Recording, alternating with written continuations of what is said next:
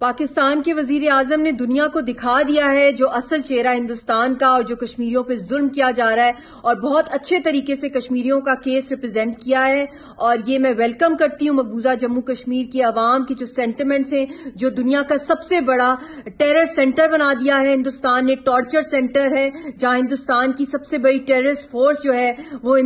نہتے کشمیریوں کی جو نسل کشی کر رہی ہے. اور دنیا کی جو سب سے بڑی عدالت ہے اس زمانے کی، یونائٹڈ نیشنز ہے، اس کو یہ بھی یاد دہانی کرائی ہے کہ اگر انہوں نے فیل کر دیا اس کرفیو کو لفٹ کرنے میں اور کشمیریوں کو ان کا حق خودارادیت یو این کی امنگوں کے مطابق نہیں ملا ان کو، تو پھر یہ ایک نیوکلیئر جنگ کی طرف معاملہ جا رہا ہے. اب ساری ذمہ داری دنیا کے ورلڈ لیڈرز کے اوپر ہے اور یونائٹڈ نیشنز کے اوپر ہے کہ وہ کس کا ساتھ دیں گے. وہ ہندوستان کی دہشت گرد پالیسی اور مودی رجیم اور ان کی آرمی کا ساتھ دیں گے، یا وہ نہتی کشمیریوں کا اور پوری دنیا کو بچانے کا ساتھ دیں گے. کیونکہ یہ بہت خطرناک موڑ پر یہ سٹرگل آ گئی ہے، اور جو اس وقت ہندوستان کے عزائم میں وہ پوری دنیا اس سے افیکٹ ہو سکتی ہے. تو اس لیے کشمیریوں کا ساتھ دیا جائے، امن کا ساتھ دیا جائے اور کشمیریوں کو ان کی آزادی دی جائے.